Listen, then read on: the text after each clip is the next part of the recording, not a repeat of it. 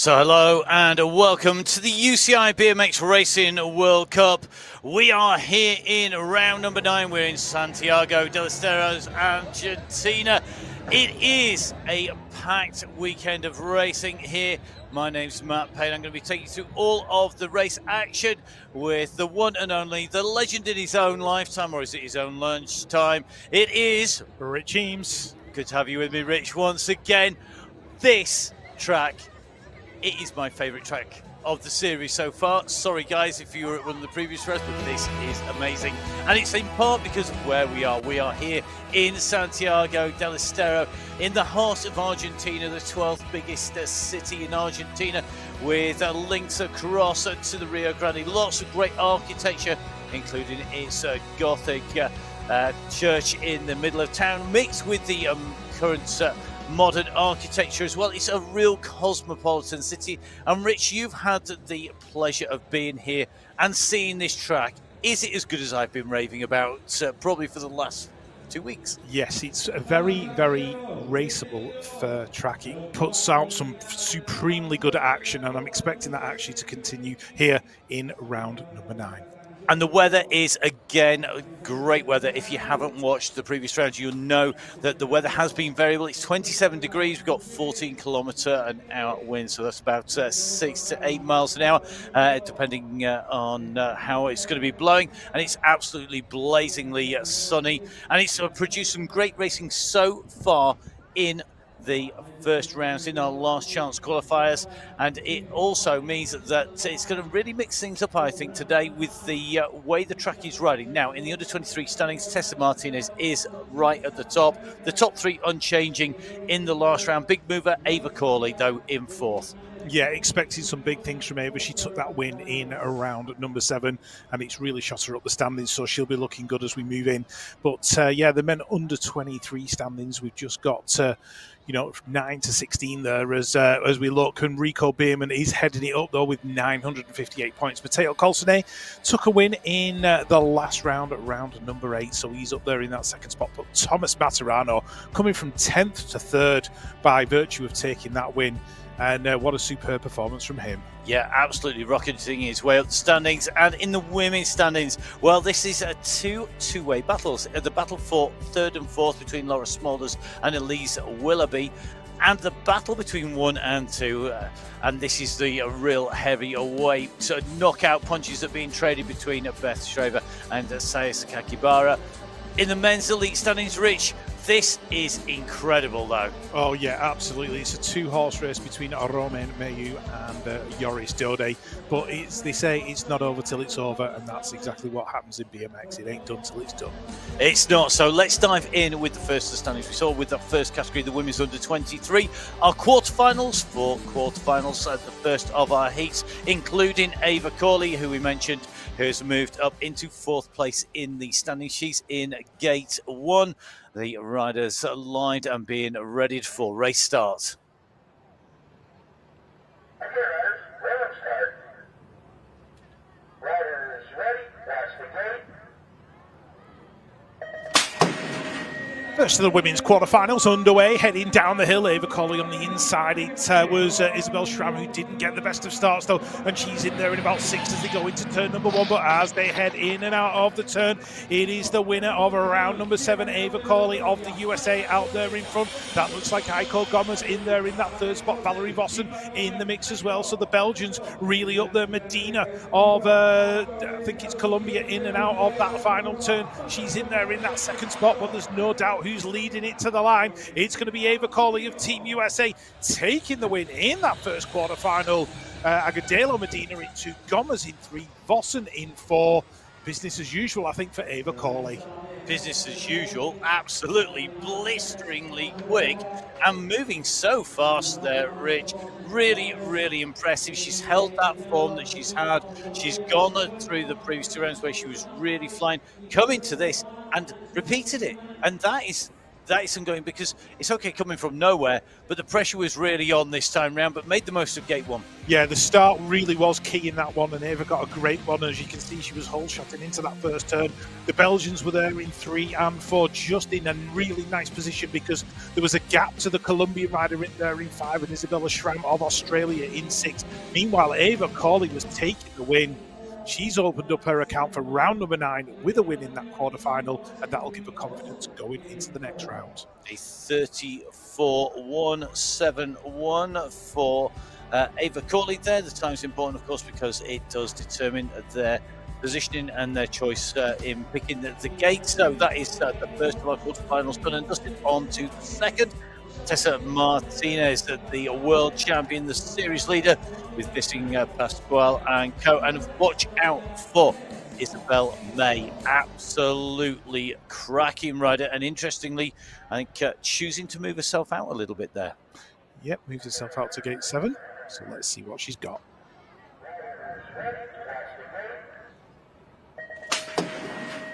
So Tessa Martinez in gate number 1, Isabel May of Australia in gate 7, and May working away across straight away, but here comes Tegan Pascal as well as they go in and out of that first turn. Looks like the Japanese rider in there as well, trying to get through, and it's as they go into the turn, it's Martinez and Isabel May. Look at Isabel May putting the moves. Oh, she's taking Tessa Martinez.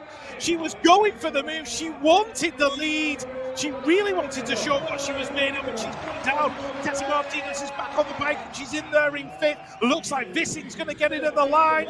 Vissing gets it. Tegan Pascal in 3. Vanagas in 2. Rojas in 4, but all the action as they came out of turn number 2. Well, it looks like May back up on the wheels, rolling away in towards the finish there. Rich, we're going to see that back. That was not what we were expecting. I know it's BMX and anything can happen, but it well and truly did. Let's have another look at that.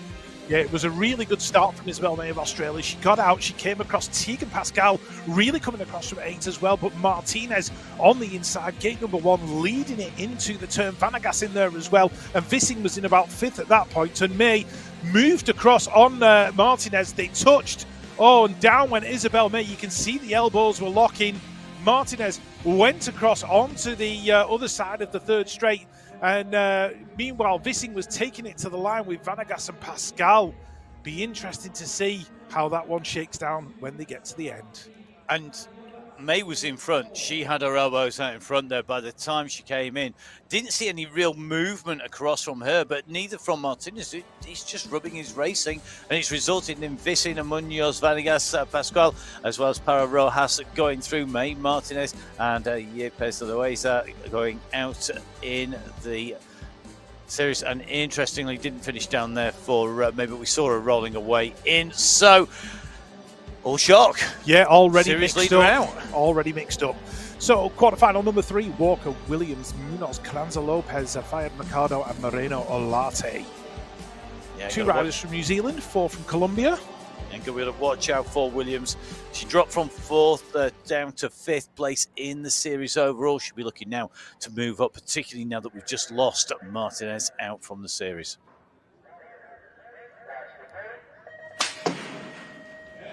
Right, let's take a look as quarterfinal number 3 gets underway. That's Isabella Carranza Lopez on the inside there in about bits. Oh, looks like one of the New Zealand riders has gone down. Not quite sure which one it was, but as we see them coming on and out of the turn, it is Colombia out in front at the moment with New Zealand in there in that second spot. Isabella Carranza Lopez is working away in now, the 5-1-2. That belongs to Sharid Nicole. Fayad Mercado leading it into the final corner.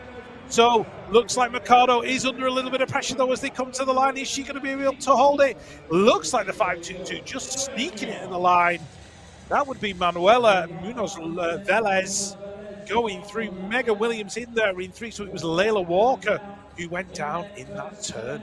And Layla Walker, one of the riders who's really been improving. She's on her way up, and then it's all taken away from her going down, but no mistake in the fact that we have got a very happy winner now. Let's have a watch on Walker as he comes down. Hopefully see it going into that turn. It just gets a little bit tight, doesn't it, in 3 and 4? And just clicks the back wheel there, I think. Yeah, she just tagged the back wheel of the rider in front of her, which caused her to just, lose balance, go over the bars. Isabel Carranza Lopez was battling away. She was there in that fourth spot. I've got a feeling she just about held it onto the line, but it was the battle of the Colombians as they went across, and Megan Williams came in that third spot. So 3 of our quarterfinals done in our under-23 women's competition.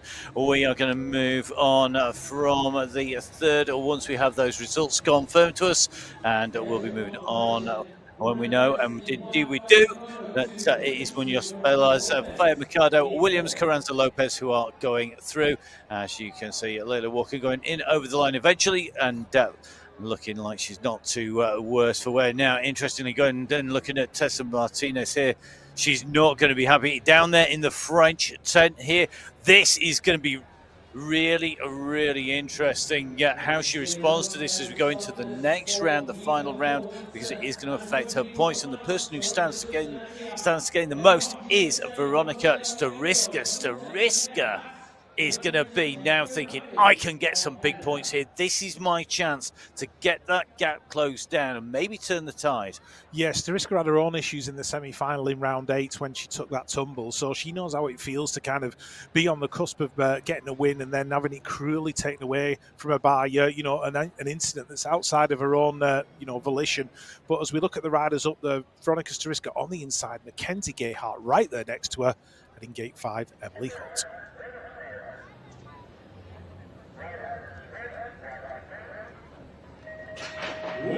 Latvia and the USA on the inside. Emily Hutt's in the middle, just trying to keep herself out of trouble, and Dewey Yabuta is coming across as well as they head into turn number 1. Yabuta inside the top 4 now. Emily Hutt in that second spot, but it is Stariska, the Latvian, in control as they go in towards turn number 2. She's opening up a little bit of a lead now and taking Emily Hutt with her. Skittles, Mackenzie Gayhart of the USA inside the top 4. Yabuta chasing him down to the final corner.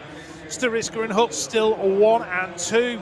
USA in there in 3. Who's going to get that final qualifying spot? Has Yabuta done enough to hold it? I don't think she has. Yabuta goes out in 5. It was Cadero who took that 4th spot. Kira Murphy in 6. Veronica Stariska, a nice smooth lap, and taking the win in quarterfinal 4.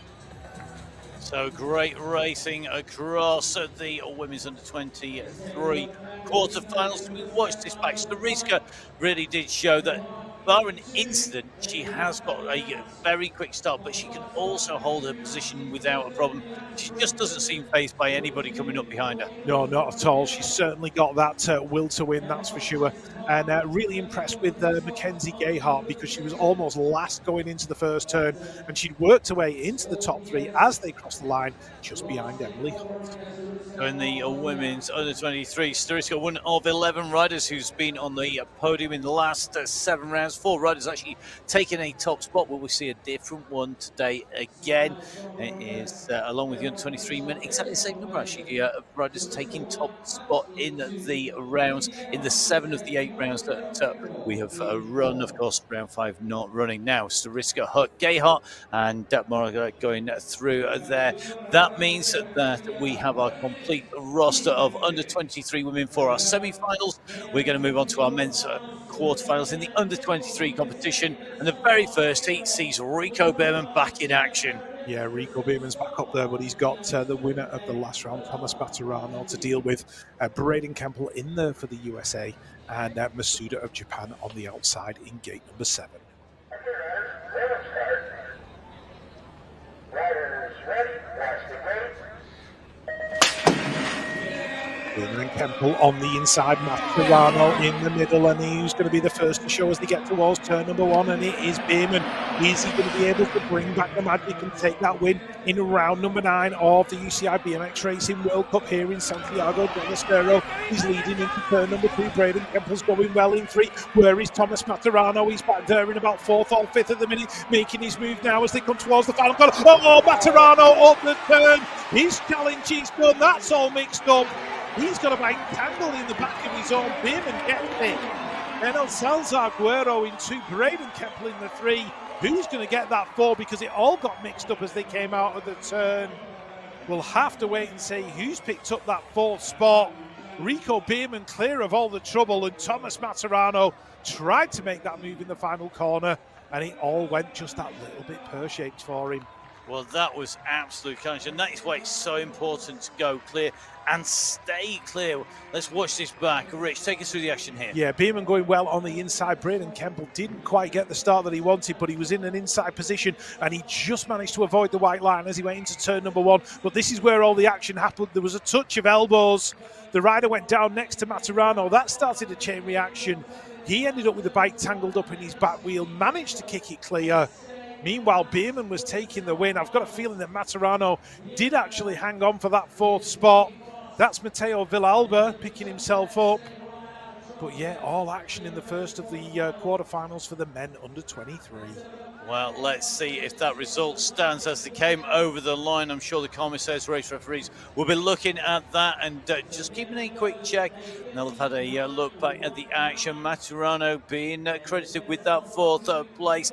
So it's Behrman, Benalcazar going through at the top there with Kemble and Maturano. Scopa Masuda Villalba and Paradalis Quiros Caniero are going to be out. And Rico Bierman, all smiles as we would expect from him. So you can see the next finalist up there, and looks like our team just making sure all of the riders are back in place. The medical teams at Bright Racing Events, absolutely critical. I've got to say a massive thank you to all of the medical teams. We've all been picked up, scraped up, patched up by them one way or another. Rich and I have certainly got the scars to prove it. Rich, if only we had a camera in the studio, you see Rich nodding more than Churchill in the back of a car there. Well, it's better than a nodding dog because we have been patched up. But our riders who are not going to want to need patching, and it is the riders in the next of our quarterfinals. It's heat number 2, the second of our quarterfinals, and Colston along with Neusel right up in the mix here. And going to be very interesting to see how they go. Neusel moving from 14th to 8th in that last round, courtesy of a podium.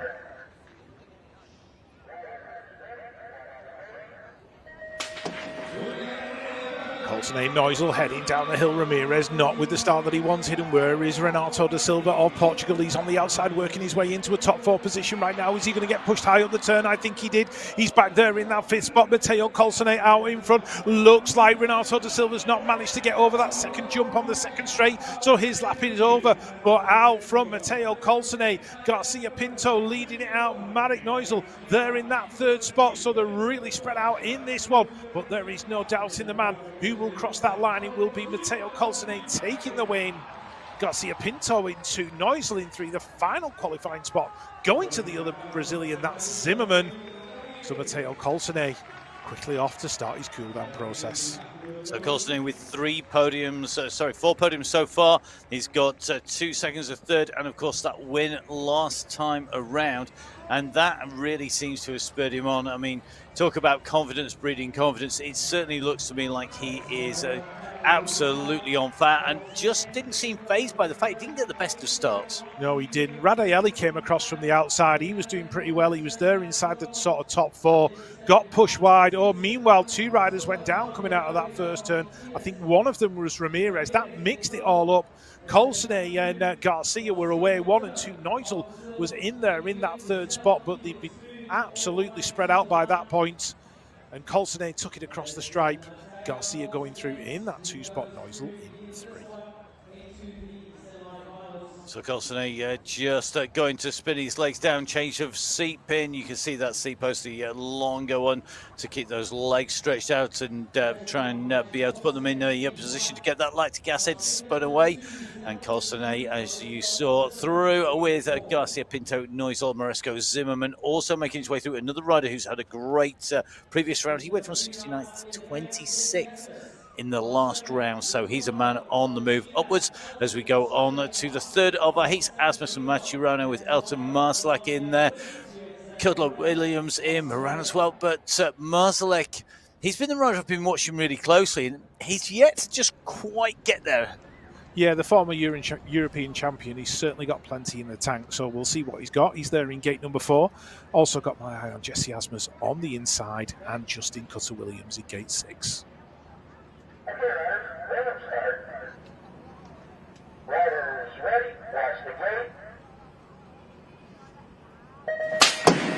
little bit of a wobble there from Franco Maturano on the gate. Has it cost him? He's right there in the middle of the pack as they head towards turn number 1. And it is the man we've just mentioned, Hugo Marzalak, the former European champion, out there in front. Asmus going through into, where is James Cutter-Williams? He's back there in the middle, spot the ball. Oh, Ryder going down as they came out of the turn. Maturano bites the dust. His lap goes from bad to worse. Meanwhile, Marzalak, Asmus 1 and 2 as they come down that final straight. It's a battle of the Australians for the final spot on the straight. Moran battling away with Noah Elton.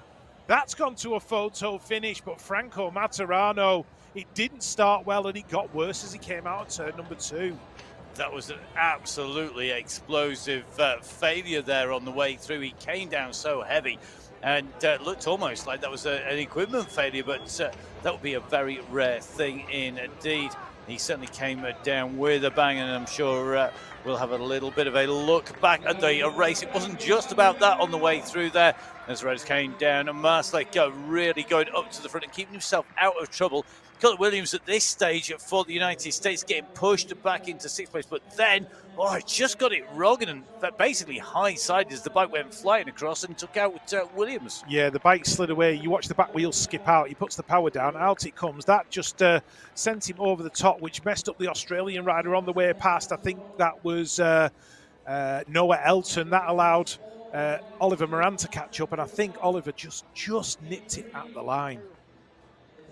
So Maturano there, just probably more disappointment than pain as Cutter-Williams just gets himself sorted and ruse what might have been.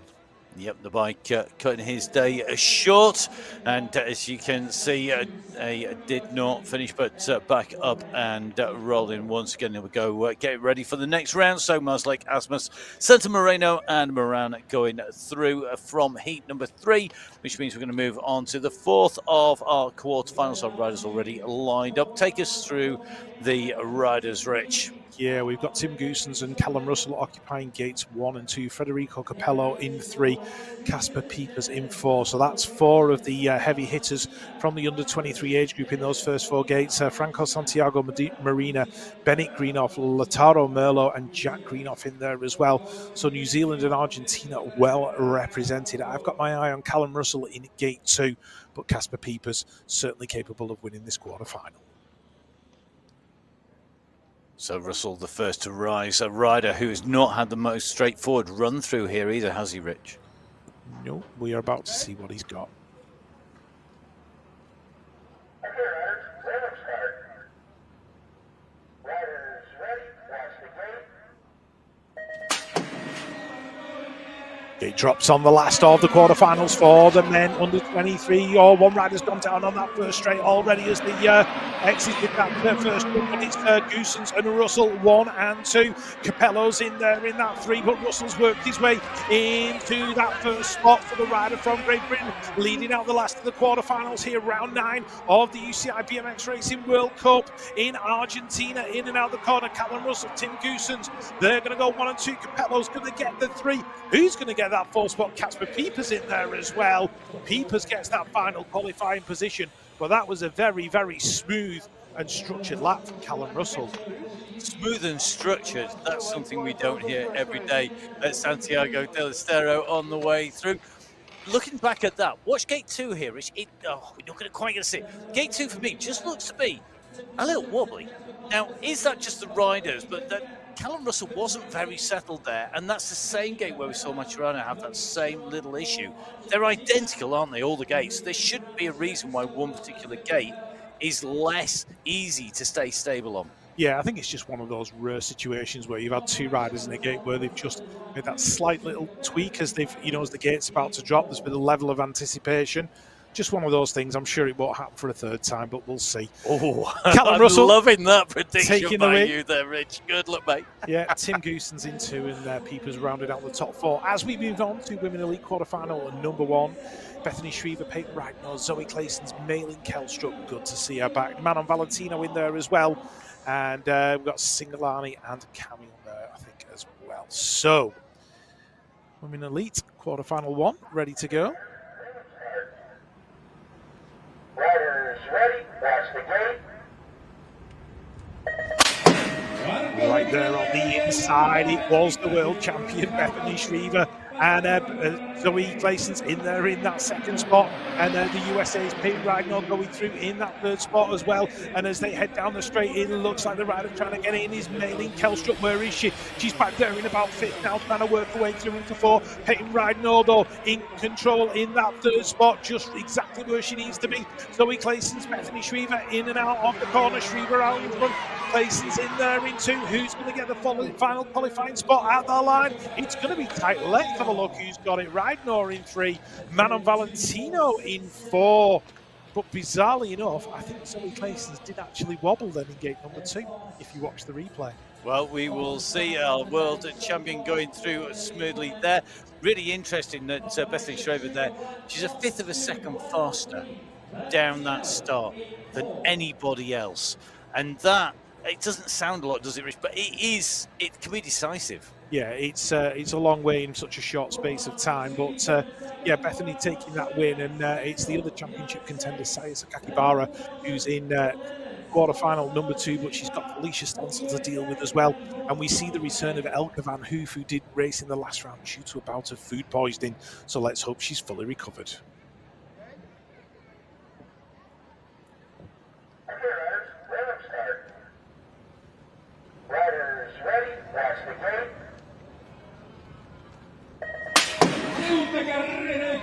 So Team USA well represented in this one with Delaney Vaughan, Carly Kane and Felicia Stansel all headed into that first turn, but it's the series leader Saya Sakakibara out there in one at the moment. Looks like the Dutch rider Judy Bow, they're in two, and Laura as we go in and out of the corner, it is Stansel heading down towards that turn. Laura Smulders in there as well, so Stansel and Sakakibara and Smulders, Stansel in that order, Bow in there in that fourth spot, and it looks like Elke van Hoof might be out in five.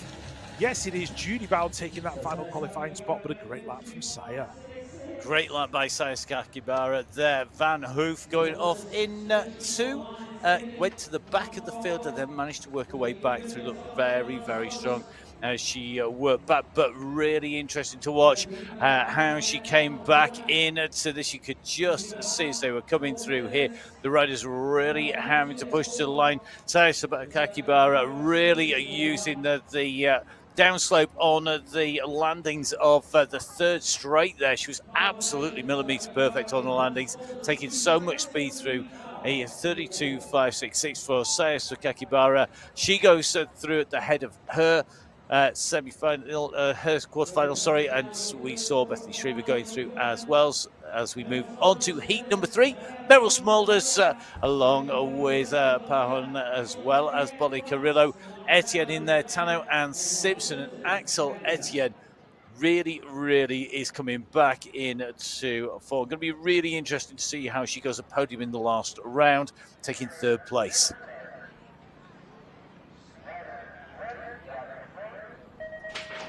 So Axel Etienne, who did take a podium in the last round, was she going to get the start that she wants this time? Not quite. She's back there in five at the moment. Meryl Smulders, the Olympic bronze medalist, leading it into the corner. Mariana Pahon in two, Molly Simpson in three. That's Gabriela Bolle Carrillo in there in that fourth spot. So Axel Etienne on the outside looking in. Mariana Pahon, the Queen Bee of BMX, looking very comfortable in that second spot. But Meryl Smulders charging in this one into the final turn out in front. Gabriela Bolle Carrillo in there in that third spot. So Colombia are going to go 2 and 3. Who's going to get the four? Molly Simpson under pressure from Axel Etienne. Who got it at the line? Pahon in two. Oh, it's a photo finish between Etienne and Simpson. And if Etienne did it, she left it really late. Last chance, last pedal stroke almost could be the decisive moment here as we go across our track here at Santiago del Estero. One of the best shades of blue that you're going to see out there. Actually matches my t-shirt in the commentary box today, which Rich didn't believe I put on deliberately just for the action today. However, one rider, it doesn't matter what she's wearing, she's incredibly quick. Great ride by Meryl Smulders to come through there. We await the official result because of that photo finish for third and fourth place, and we're going to see that very shortly indeed. Rich, the action, it's very I don't want to use the word random, but it's really throwing up some surprises here. Axel Etienne goes through, no real surprise because of the form that she's on at the moment. But across the board so far in all these heats, we are seeing some real changes. Let's see what's going to happen when we go from Heat 3 to Heat 4, the final of our Women Elite quarterfinals. Who will be the last riders making the way up into those semi-finals? Elise Willoughby, Reynolds, Colby, Rice Santos, Burford and Aberhard going in. But Elise Willoughby, the rider who moved from 5th to 4th in the series, in the last round, she's going to look to move up into the top 3 with a good ride here today. She's in gate 1.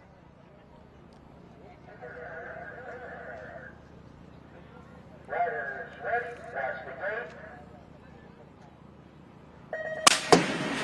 So Nadine Eberhard of Switzerland moved herself to the outside, maybe to give herself a little bit of room as they head down towards that first turn. But it looks like the Olympic silver medalist and 10-time USA BMX Pro champion Elise Willoughby out in front. She's got pressure though right next to her. That's Lauren Reynolds in there in 3. I think that's Paula Reis Santos of Brazil who's gone through. Oh, right, it's hitting the deck. I've got a feeling that was Lexis Colby who went down in that second turn. Willoughby leading it. She's going to go across that line first. It looks like Lauren Reynolds is going to get that third spot. And Nadine Eberhard has made her way in from the outside. Talia Burford in 5. Willoughby going well. But it all went wrong for Lexis Colby in turn number 2. That turn coming round where we're seeing riders coming down, Rich, we are seeing riders, and it's as they apply the pressure, they start to pedal and really kick down. That back wheel is sliding, isn't it? And that's where it starts to go wrong, and that's where we're seeing that problem. Yeah, just couldn't quite catch it there, but I've got a feeling it was a very similar sort of crash to the one we saw before. And you can see Lexis Colby just wincing. She'll be bruised and battered for round number 10, but I'm sure if she can get up on that gate, she's going to be up there. Oh, made of tough stuff. No chasing around a bag of wind on a bit of grass for these riders. The BMX athletes have made of very tough stuff and the best medical care available to look after them and get them back riding as well. So Willoughby going through with Race Santos, Reynolds and Aberhard, and it is Burford and Colby who don't make it through into the semi-finals. The fastest time in those going to in the quarterfinals going to Bethany Shriver there, the fastest heat time. As we move on to our men's quarterfinal now, Joris Dode is a rider who will be looking to take his revenge after being relegated last round to last place in the final. He's going to have to keep it clean. Will that play on his mind? Well, we're going to see that our riders lined up for the first of the men's quarterfinals. Riders ready, that's the gate. First, the quarterfinals underway for the Men Elite. Cameron Wood of the USA and Joris Dode heading down towards turn number 1, but that's Alfredo Campo coming across from the outside and working his way into that second spot. We've got Jamie O'Brink in there of the Netherlands. He's there in 4th at the minute as they head in and out of that corner. Mitchell Shotman also trying to get in the mix as well, but it's Dode, Campo, 1 and 2. Look at the Dutchman trying to get in there in that final corner as they go in and out and down the straight. Let's have a look who's going to get it at the stripe. It's going to be Dode, Campo, 1 and 2. Wood in 3, Shotman in there in 4, making his way through. So Jamie O'Brink going out at the quarterfinal stage, but that was a great lap for Mitchell Shotman to get into the top 4. Yeah, Shotman was flying there, wasn't he? And really interesting to see Booty going out. Jamie O'Brink hasn't been on the form that we saw early in the season. He's not going through either. And we are seeing that shuffle around. No surprises really with Dode up there. Cameron Wood again showing that his recovery, he's pretty much there, isn't he? He's right up and mixing it up with the best. Yeah, he's come back from that injury really well. So let's see what he's got in the semi-finals. But meanwhile, we're on to quarterfinal 2. Kai White of Great Britain in this one alongside Paddy Sharrock as well. We've got Carlos Ramirez, Leo Garayan, Mathis Rago, Richard, Dave Vanderberg's in the mix as well.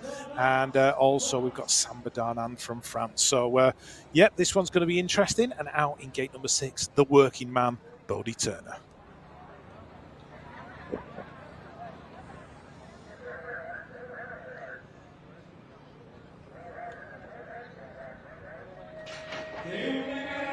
So the British riders on the inside and the outside. Kai White in gate number 1 and Paddy Sharrock out there in gate number 6 as they head into the first turn. Looks like Bodie Turner has worked himself into a top 3 position. Where is Kai White? He's back there in about 6 at the moment, so he's really going to have to make those skills work as they go in and out of the turn. And Mathis Rago-Richard in the mix as well, I think, in that 4th spot. But it is Leo Garayan and Carlos Ramirez as they go in and out of that final corner. Who's going to get it down the final straight? It looks like Garayan is going to cross the line. Ramirez, Bodie Turner, Mathis Rago-Richard, that's your top 4.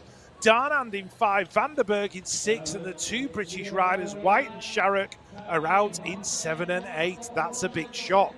So White, Sharrock, Vanderberg, and Darnard look like they're going out from there. We're going to just get a double check on the screens as you can see. It's all about now getting recovered, rehydrate, get on board the refueling. So lots of electrolytes in there, trying to get that balance right, the right amount of mineral and vitamins, as well as, of course, keeping in balance with your body and keeping refueled, rehydrated, and not ending up in trouble later on in the day. So Garayan taking that as he came through ahead of Ramirez, Turner, as well as Rago-Richard. Speaking of riders who are coming back from injury. So we're going to move from Heat 2 to Heat 3. Romain Mayer, the world champion, Nick Kimmin in here.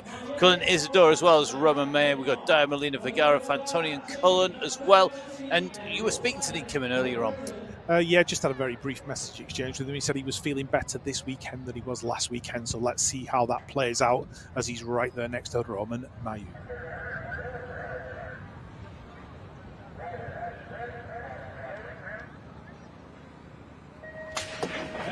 Ross Cullen of Great Britain out there in gate number 7, and it looks like the horsepower heading down the first straight. Roman May, Unique Kimmin 1 and 2 into the corner. Magnus Dyer getting involved as well. That's Cullen Isidore inside the top 4. Molina in 5 as they head into that second turn, and it is the world champion in the rainbow jersey out in front. Roman Mayu. Dyer's going really well in that 3rd spot. Cullen Isidore under pressure goal from Molina in the final turn. Is Molina going to get him down the final straight? Isidore just hanging on at the moment. Is he going to keep it to the line? I think he is. Cullen Isidore takes that final qualification spot. Kimmin and Mayu top 2, but a great lap from Magnus Dyer in there in 3rd. So straight in, straight through, and straight out the other side for Roman Mayer with that number 1 on his back, and he goes through number 1 in the 3rd of our quarterfinals, joined by Kim and Dyer and Isidore. Fast run down the track, and if you're watching the previous show, you know that our time's now getting awfully close to the fastest time on this track in our last round last week. Now, just watching them come down here. Serious kick in there, and it was chased to the line, wasn't it there?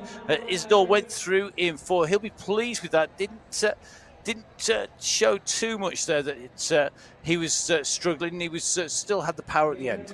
Yeah, Quillen, you know, he's made 2 finals in the last 2 rounds, so he'll be keeping his powder dry, I think, until the semi-finals. As we move on to the last of the quarters, Jeremy Renkerel, Nicolas Torres in this one. He'll be wanting to keep the home fans entertained, as will Gonzalo Molina. We've got Yenze Ugamar in the mix as well, and Juan Esteban Naranjo Murillo for Colombia.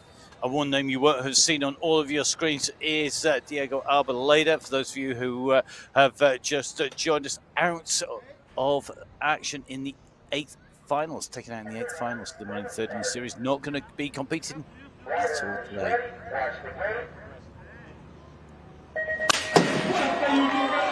From Australia closest to the camera, Jeremy Renkerel in that prime position, lane number 1 as they head into the turn. Riders gone down on that first straight already.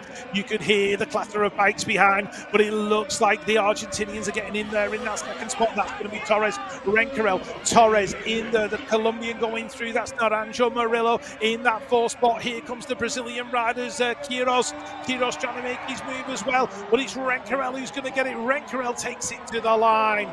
Argentina are going to go through in that second spot. That was Molina. Looks like the Brazilian having a photo finish with Yenze Ugamar. Matt Kearns in there in 6. And that means that Torres hit the deck on that first straight. I think Kearns there taking to the vegetation at the side on that final straight to come back in as well. Quick check of the wheel there as he came charging in. Jeremy Renkerel looking good on his way, but Jack Davis, a non-finisher as well. So we just wait for the confirmed results to see who the last 4 riders who will be going into our semi-finals in the men's elite will be. So taking a little bit of a look back here, and you can see it just went sideways, and Davis hit the deck on the very first jump. Good recovery behind, but it wasn't going to be enough for the rider there just who came in towards the end. That was Torres. So Torres not able to get back into contention, and they were all over the place. Yeah, I think Torres hit Davis over the first jump, and that caused him to crash. So yeah, it was another one of those chain reaction situations. And there is your confirmed result. Jeremy Rencarel, Gonzalo Molina, Juan Esteban Naranjo Murillo going through as well. And Quiros of Brazil taking that final qualification spot. So we now have our final riders through into the men's elite semi-finals, which means that we're going to spin all the way back round and head back into our women's under 23. They'll be the next riders out on track, and that will be in our semi-finals. Now, the schedule is pushing away pretty quickly. You just see down into the team tents here. So each team has their own team area. Generally a tented part of the village. You can just see Roman Bayo there, just sat back in his deck chair, feet up, going to be resting. He's out of the sun, and that's really important, isn't it, for the riders and for our spectators as well, because we get to see the very end, the culmination of the day's race, but it is action-packed, and there's racing for lots of different categories as well through the day that we don't see. Yeah, they're just taking the opportunity, I think, back there just to keep themselves cool, keep themselves hydrated, do everything that they need to do to be in the best possible position for the next lap. But certainly our crowds here in Santiago del Estero, they are hardcore BMX fans, and they like to let everybody know when they're having a good time. And yeah, as we move on to the semi-finals of the women under 23, Stariska, Gomez, Hutt, Cordero, Munoz, Williams, Munoz, Vanegas, and Para Rojas in there as well. So Colombia well represented. Emily Hutt, the lone rider from Great Britain, and she's opted for gate number 5. And in gate number 1, though, on the 501 out of Latvia. Surely one of the favourites in the form book here today, that is Veronica Stariska. Gate 2 on the 514 out of Ecuador. All smiles, it's Dominica Mora Cordero. The 522 in gate number 3 out of Colombia, Manuela Munoz Velez. The 505, the familiar colours of Belgium, that is Aiko Gomez. Gate 5 on the 506, the national champion of Great Britain, it's Emily Hutt. And the 518. Gate number 6, Valentina Munoz Vanegas. Gate 7 on that 531 place, that was Paula Natalia Para Rojas. And gate number 8, out of New Zealand, Megan Williams. So Stariska, the rider who's looking to really make the most of Tessa Martinez's early exit from the competition. She'll want to go through with the choice of gates with the win. She'll want that fastest time. She's got to make it count from gate 1, but she's up against the rest of the field. Riders ready, watch the gate. So Stariska of Latvia, can she capitalise on the early exit of Martinez? But she's been shuffled back a little bit in the pack. Aiko Gomez, Emily Hutt in there. Looks like the Colombian who's in and out of that turn first. Where is Stariska? She's in there in that 4th spot, but she's got riders all over the back of her. But she only needs to be inside the top 4. She's worked her way up into 3. She's working her way now down to get on the back wheel of Aiko Gomez into that final corner. Emily Hutt inside the top 4, but they're giving up behind her and looking for a way past. Will Hutt hang on? I think she will. It looks like Colombia's going to get it at the line. Veronica Stariska taking that 2nd spot. Munoz Velez, Emily Hutt in 4, Aiko Gomez in 3, Megan Williams unlucky in that 5th position, but Stariska did well to overcome that really bad start. She did have a bad start. She was pushed right to the back, as we see Williams, the British champion, just making her way down.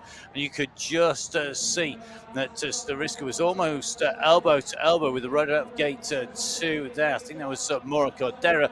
But coming in, The work was definitely still to do if you're in that battle for that 4th and 5th place. And you can see here, Hutt really had to keep composed, didn't she, coming onto that final straight? Yeah, she had Megan Williams all over the back of her, but she just did enough to hang on, literally by probably half a wheel, but that's all you need to get through. She was in the top 4. She's made her way into the final. And yeah, Velez, Stariska, Gomez and Hutt confirmed as going through. Great first 4 riders going through from our semi-final into our finals. Who will be joining them in the women's under 23? The on form Ava Corley could well be the rider who's going to make her way in. Mackenzie Gayhart will be looking for a smoother run through here in this semi-final. Take us through the riders, Rich. Yeah, gate number 1 for Team USA, the winner of the last round. That is Ava Corley. Gate 2 on the 5-2-3 plate out of Colombia, Mariana Agudelo Medina. Gate 3 on the 5-3-3, Team USA, Mackenzie Gayhart. Gate 4 on the 5-1-2, also out of Colombia, Sharid Nicole Fayed Mercado. Gate 5 on the 5-0-2 from the Netherlands, Michelle Vissing. Gate 6 on the 508, again from Belgium, that is Valerie Vossen. Gate 7 on the 509 from Colombia, Isabella Carranza Lopez. And out in Gate 8 on the 515 from Canada, it's Tegan Pascal. So the second of the women under 23 semi-finals here at round 9 of the UCI BMX Racing World Cup.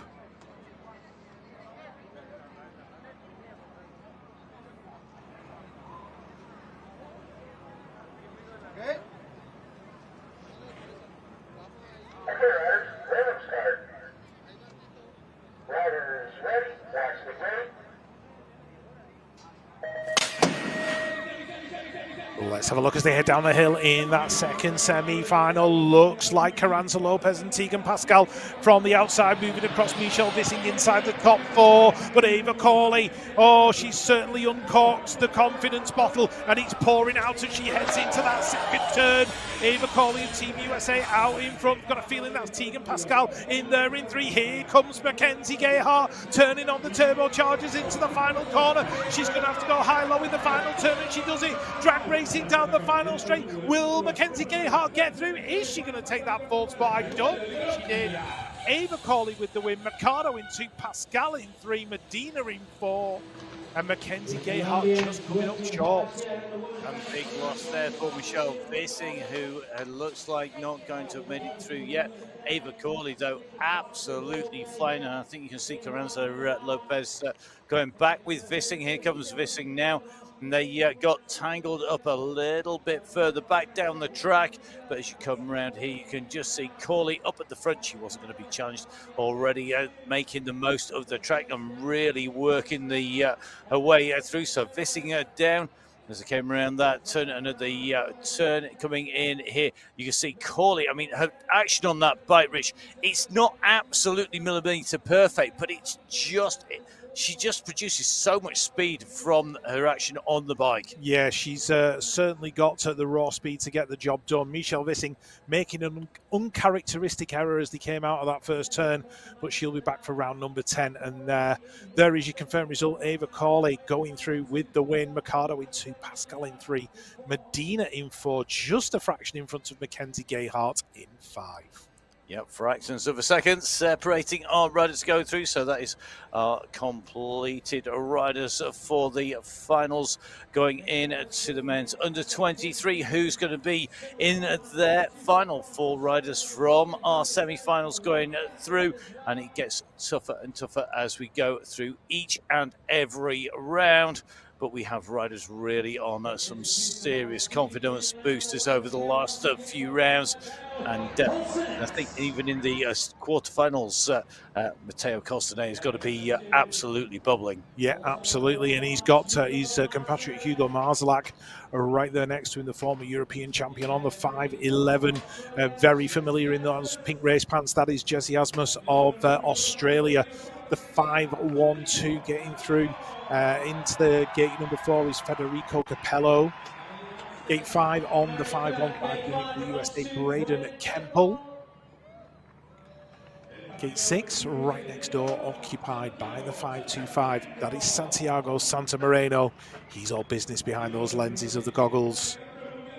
The 516, gate number 7. He's already had an action-packed round number 9. That is Thomas Maturano. And the 521 on the outside, unfortunately, went over the gate in the main in round number 8. It's Oliver Moran. So our riders lined and ready. Those who we generally know that they have to make it count now for riders through to our final. Here we go. Okay, riders, let them start. Riders ready, watch the gate. There was a switch there from Thomas Maturano before the gate went. It doesn't seem to have affected him. Braden Kemple's been shuffled out the back. Matteo Colsone on the inside. Santiago Moreno, I think it is all 2 riders going over the top of the turn. I think Jesse Asmus was involved in that one as well. Where is Matteo Colsone? He's worked his way up into that second position. Maturano right there in the mix. Here comes Braden Kemple working his way into the top 4. He's got it all wrong. We've gone down on that 3rd straight. So as they come in and out of the turn, Colsone out in front. Maturano's definitely in there. Marzlak out in 5. Santamoreno in 2. Capello gets through as well. Braden Kemple was making his move down that 3rd straight. Got it all wrong. And down he went. All action. All action and lots of drama. Marzlak, I'm not quite sure how he actually made it through in one piece there, because he was involved in the incident on the turn. Then he nearly got taken out by Kemple down the straight. Really absolutely crazy stuff here today, as the pressure is really telling, I think, on the riders. They know we're moving in towards the end of the season. These are their last chances to make it count. Take us through this, Rich. Yeah, just trying to see there what happened to Jesse Asmus. He got a nudge off Marzlak. That took Moran as well. The 2 Australians just getting bumped, and Oliver Moran definitely getting the worst of it. But if you look at Braden Kemple there, just got his timing wrong. It just sent him completely the wrong way. He hit the rider next to him, which was Marzlak, who'd been tangled up in turn number 1. So Marzlak in all the action in the turns. Well, it's entertaining, if nothing else. Braden Kemple picking himself up. Jesse Asmus wondering what he has to do to make yet another World Cup final. And the gods definitely on the right side of Thomas Maturano here in Santiago del Estero. It is indeed. And we saw there Marzlak. I mean, he pushed up on the turn. The riders on the outside, Moran and Asmus, go up and up and up. They had nowhere left to go. He got through that. He doesn't quite make it. I think if he'd have got through, I think there'd have been a few unhappy people, given the amount of bumping on the way through. But happy will be Colsone, Santamoreno, Maturano, and Capello.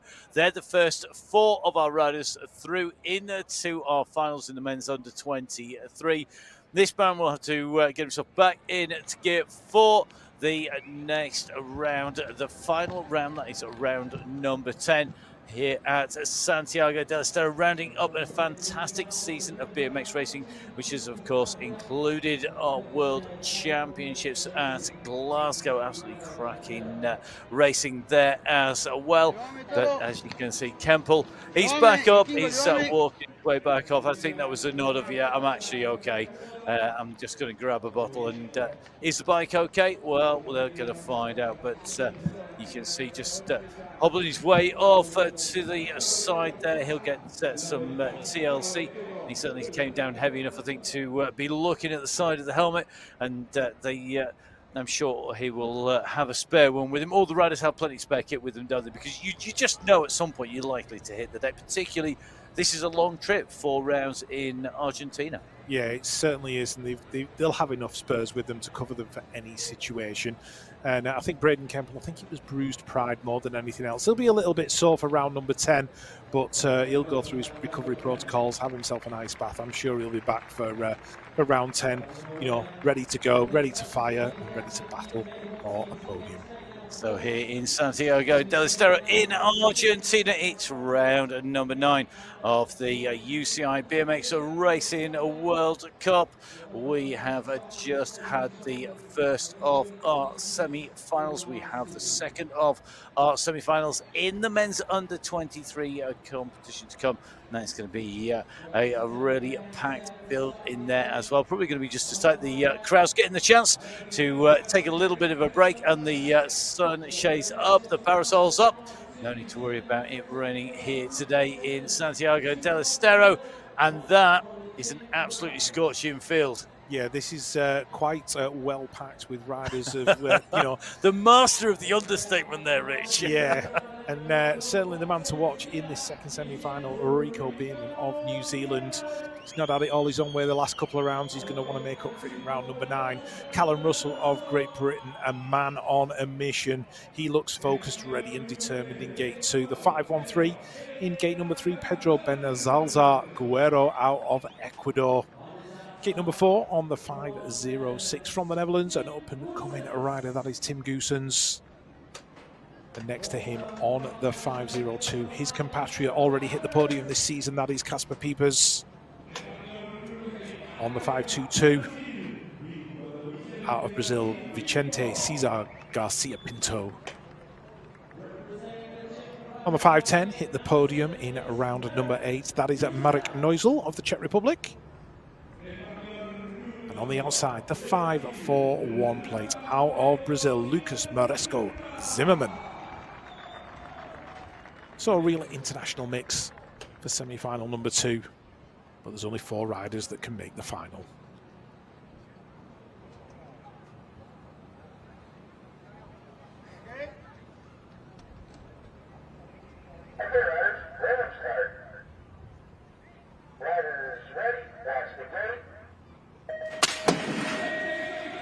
Marek Neusel of the Czech Republic, he's on the outside, so he's really going to have to work hard to get into that first turn inside the top 4. Callum Russell just diving underneath, and he's up there into that second position now. Rico Bierman leading it out. That looks like Goossens, I think it is in there in that third spot. The Ecuadorian Guerrero in that 4th position, but he's coming under pressure now from the Brazilian Zimmerman as they go down that straight.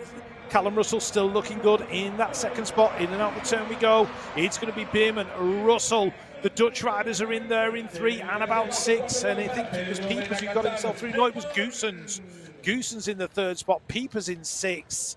So joy and disaster for the Netherlands in equal number. Rico Bierman looks like he's back to his best, taking that semi-final victory. Yeah, Bierman taking 4 wins in the first 4 rounds. Since then, he's had 2 6th places and a 2nd. He's been unable to get on the top step of the podium, and in the meantime, 3 other riders have taken away that top spot away from him.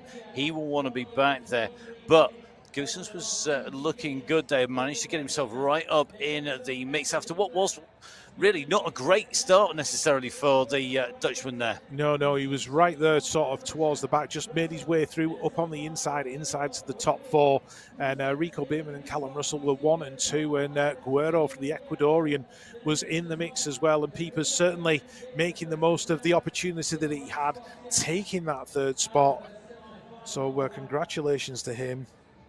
And but Bierman, yeah, he's looking good again. I can't wait to see what he's got in the final. It's going to be really interesting because I think Colstonay also is absolutely on fire. And I think these two have just got closer and closer after that initial domination of Rico Bierman. So we now know our finalists in the men's under-23, which means we're going to move from our under-23 to our elite competitions. The women first, that's going to be Bethany Shriver, Laura Mulders, Elisa Willoughby, Paolo Reis Santos, Felicia Stassel, Mariana Paon Lodano, Manon Valentino, and Axel Etienne riding in the very first of our heats, in the first of our semi-finals. Yep, and there is our world and Olympic champion from Great Britain. That is Bethany Shriver in gate number 1. Gate number 2, Olympic bronze medalist. She's won more World Cups than any other woman elite rider. That is Laura Smulders. The Olympic silver medalist and 10-time USA BMX Pro champion Elise Willoughby in gate number 3. Gate 4's occupied by the 207, the Brazilian Paolo Reis Santos. Gate 5, the 2022 Women Elite World Champion Felicia Stansel. Gate 6, the Queen Bee of BMX, the familiar 100 plate double Olympic champion Mariana Pajon. Gate 7 on the 13 plate out of France. Hit the podium in the last round. It's Axel Etienne. And the 971. All business behind those goggles. It's Manon Valentino. So the first of the Women Elite semi-finals ready to go. Okay, riders, random start. Riders ready, watch the gate.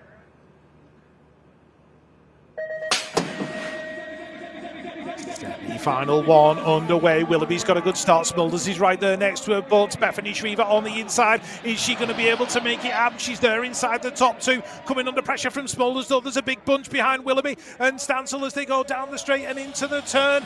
Here we go, in and out of that second corner. Shriver's worked her way up into that second spot. It's Stansel out in front, Smulders in the 3, Paula Reese Santos in there in 4. Looks like Elise Willoughby might be going out to the semi-final stage. Stansel under pressure from Shriver as they come to the line. Who's going to get it at the strike?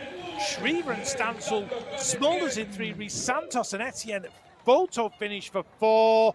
But Willoughby and Pahon both out. That is a big shock.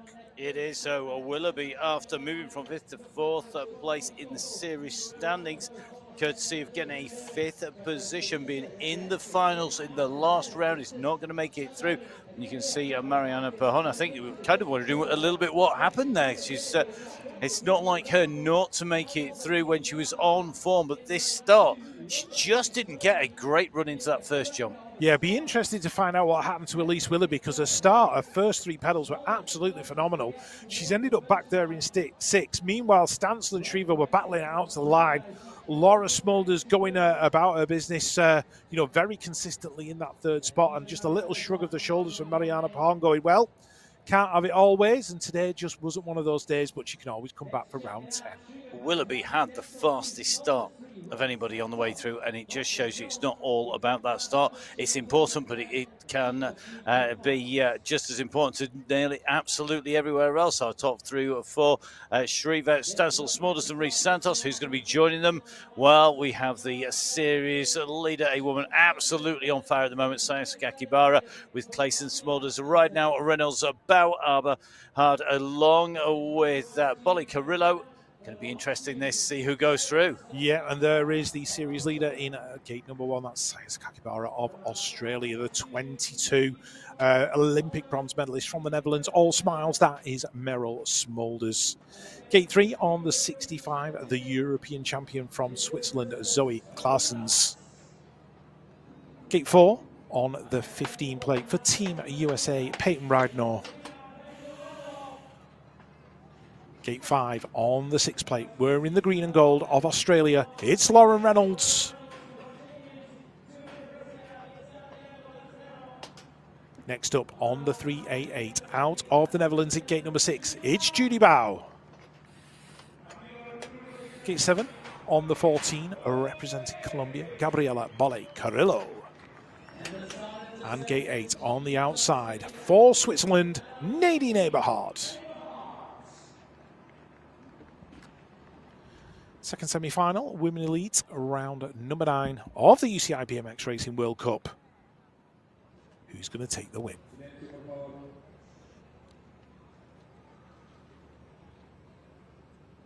Okay, riders, random start. Riders ready, watch the gate.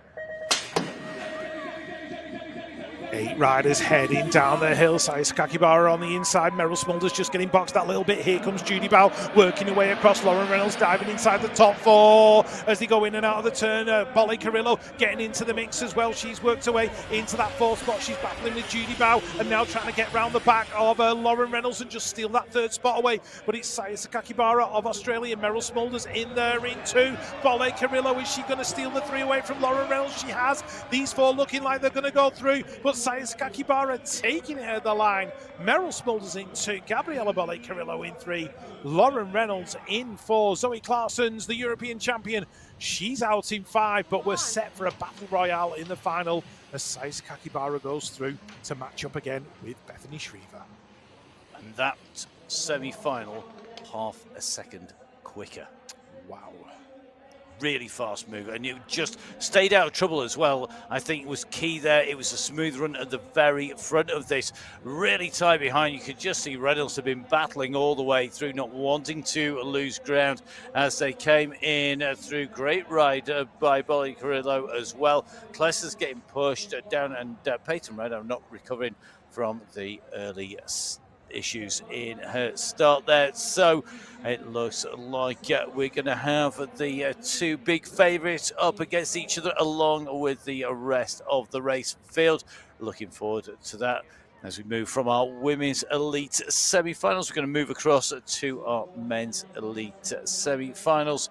So we'll see who is going to go through. So the final set of semi-finals is the men's elite here in the UCI BMX Racing World Cup for round number 9, the penultimate round.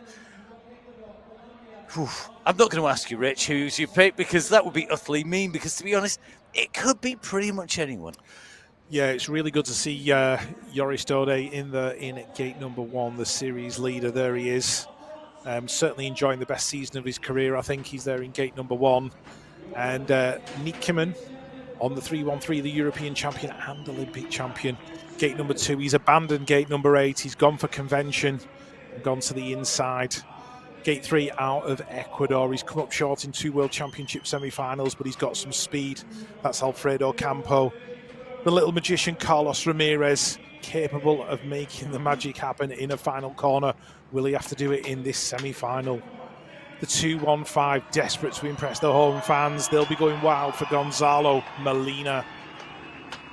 The 211 out of Denmark, Magnus Dyer. The 61 plate from France, coming back from injury. Great to see him up there. It's Mathis Rago-Richard. And in gates number 8 on the 227, that is Pedro Vinicius de Quiros.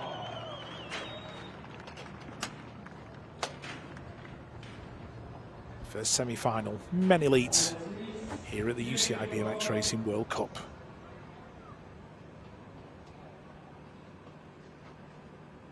Okay. Okay, riders, random start. Riders ready, watch the gate. Here we go with the semi-final, and it looks like Joris Dode is going to pick up where he left off in round number 8 with a whole shot Campo in there as well. Nick Kimmen didn't have the start that he wanted. He's back there in 7. Has he got what it takes to get through? But it's Dode, Campo, 1 and 2. That's Ramirez in there in 3. Mathis Rago-Richard going through in 4. The Brazilian going across the 3rd straight. I've got a feeling that might have ended Nick Kimmen's chances in and out of the corner. Dode and Campo are going to go through. Ramirez in there as well. Mathis Rago-Richard, and none of the head as he crosses the line. He's made his first World Cup final of the season. Isn't he happy with that one? Molina, he's going to have to come back and try again in round 10. Yeah, not a happy bunny as he came in through the line. And Nick Kimmen, no, you said his chances were eliminated by the Brazilian. I suggest they were eliminated. What gate was he in? 2. Where did he, what happened on the start? Yeah, he got shoved back. Look at this. From that start, he was right at the back there. And Nick Kimmen, we know he can make up ground, but it was just too much for him to do. Too much traffic, too many people in the way. Meanwhile, Joris Dode was just doing what he's done all season long, which is go across the line in first place. Campo in 2, but yeah, certainly a great performance from Mathis Rago-Richard as well to get inside the top 4. So we know Joris Dode is going through in the top spot from this round. Now, this is what he did last time. He was in 2-1 at the last round's finals. Remember that we had Romain Mayu. He was actually came through the 2nd fastest time. He may well do that here. If he does so, he will have the option to go next to Dode.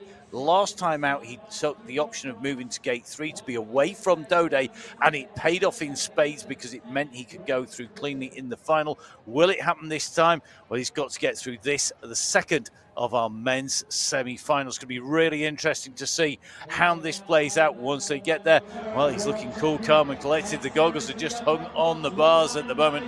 Romain Mayu, world champion, Those stripes really suit him, don't they? They certainly do. And a man who's already won rainbow stripes, but in the under-23 category, that is Leo Garoyan of France. The 5-plate, he's had a World Cup win in Glasgow in 2022. That is Jeremy Renkerel. Cameron Wood of the USA on board that 12 bike. He's there in gate number 4. Gate 5 on the 203 out of Colombia, Juan Esteban Naranjo Murillo. Fully focused on what he has to do. The 232 out of Australia, it's Bodie Turner. The 959 of the Netherlands in the semi-finals, it's Mitchell Schotman. And on the outside, it made the final in the last 2 rounds. Can he make it 3 in a row? It's Quillan Isidore of Great Britain.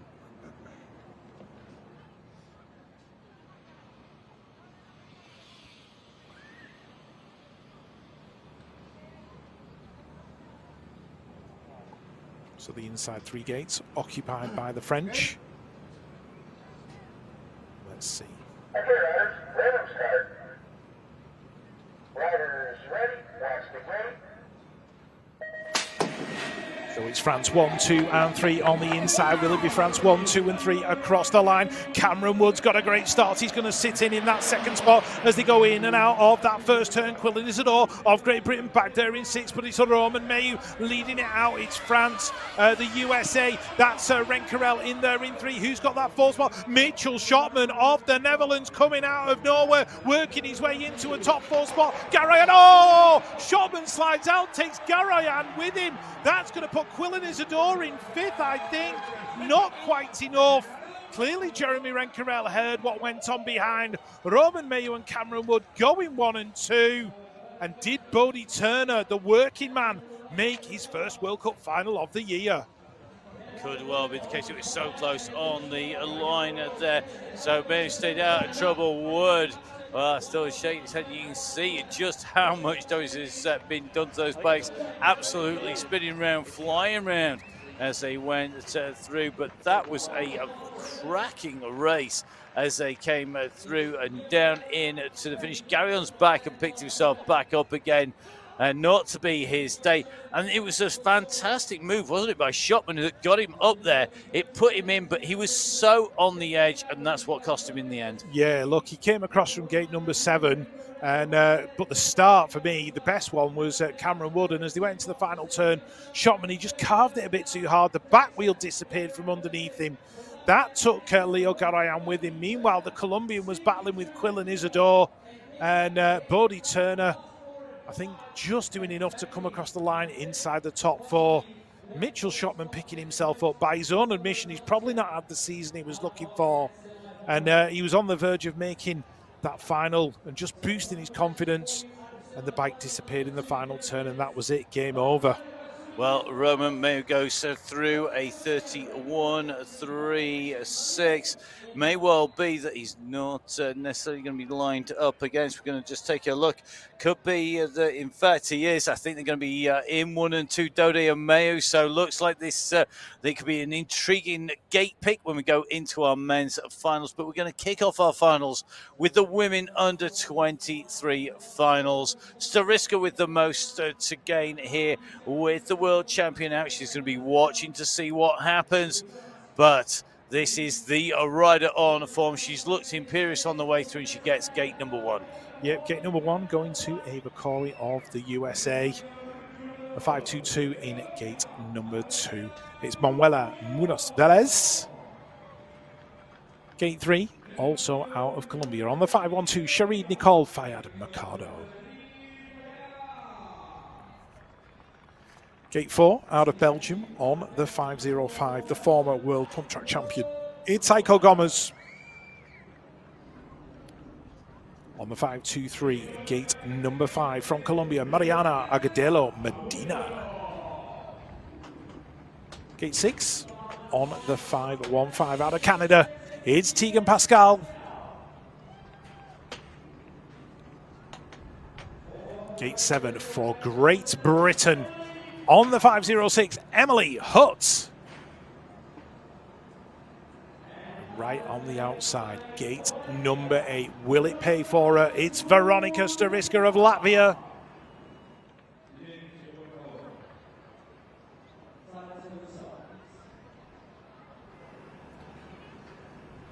So the women under 23 final, round number 9 of the UCI BMX Racing World Cup. We are ready to go. Okay, riders, rhythm start. Riders ready, watch the gate. Coley on the inside, Stariska on the outside. It's a real mixed bag as they come down towards turn number 1. But look who's turned on the turbochargers. Ava Coley of the USA, already 3 bike lanes clear as they exit turn number 1. Mercado's in there in 2.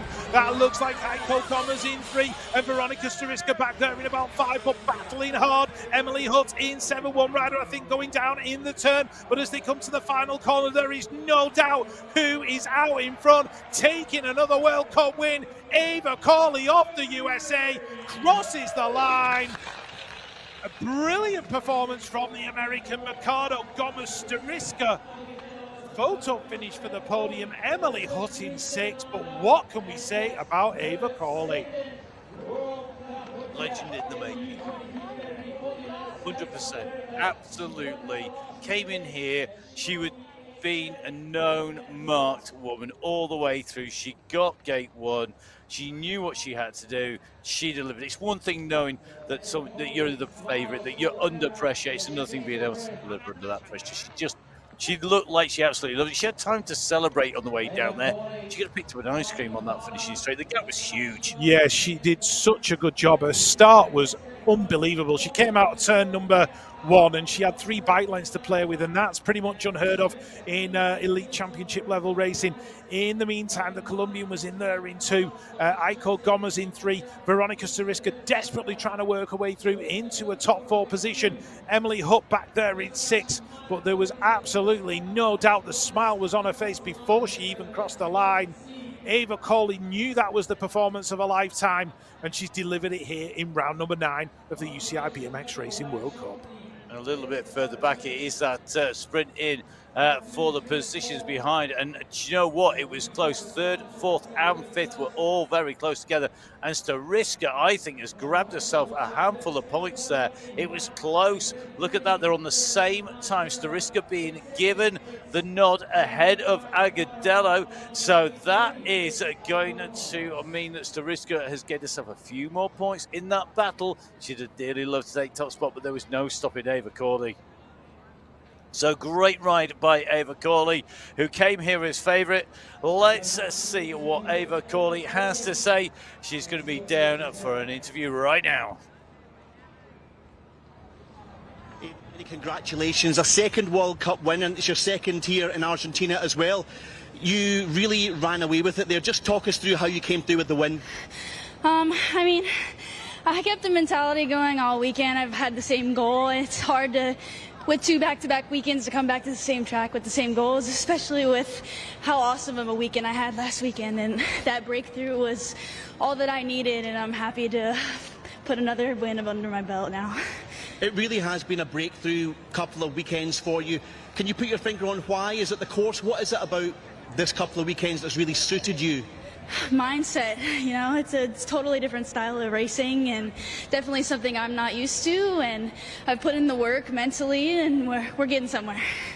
Many congratulations, thank you. Thank you.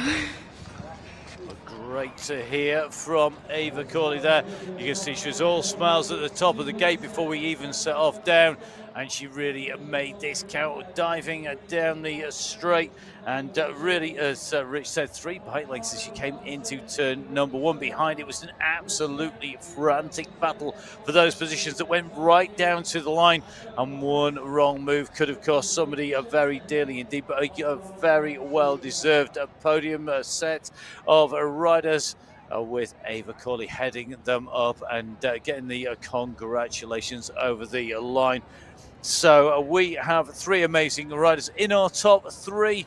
They have deserved absolutely all of the rewards they're going to get, all those points, and of course the flowers at our traditional flower ceremony for our riders, taking away a third place rider who we should not discount, because Aiko Gomez here of Belgium takes away the third place. A great ride by her under a lot of pressure in that sprint.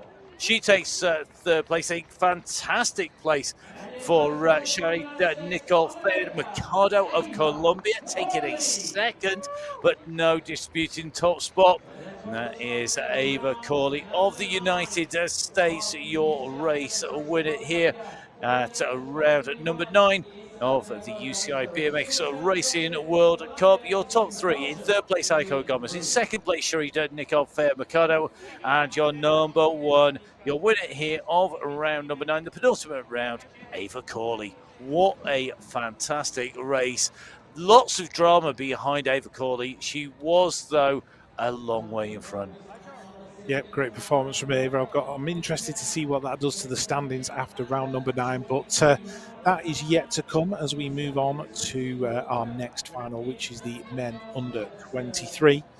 And certainly all excitement and the action building here at Santiago del Estero, Argentina. There is your start list: Rico Bierman, Mateo Colsonay, Callum Russell, Tim Goosens, Pedro Benasalzar, Guerrero, Santiago Santamarino, Thomas Maturano, and Federico Capello, doing it for the home fans here in Argentina. So we'll take you to the top of the gate, introduce you to the riders one by one. And the first of those riders on the 500 plate, he's looking to get back to winning ways. From New Zealand, it is Rico Bierman. Gate 2, the man who's been on him all through the series, took the win in round number 8. From France, it's Mateo Colsonay.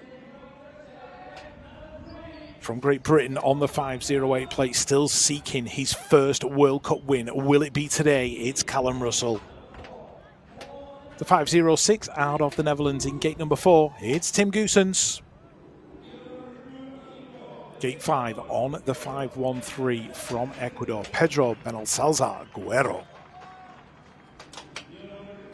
Gate 6 on the 525 plate, Santiago Santamarino from Colombia. Gate 7 keeps this crowd entertained. From Argentina, it's Thomas Maturano. And next door, gate number 8 on the 512, Federico Capello. Will it be New Zealand? Will it be France? Or will it be somebody else entirely? We're about to find out.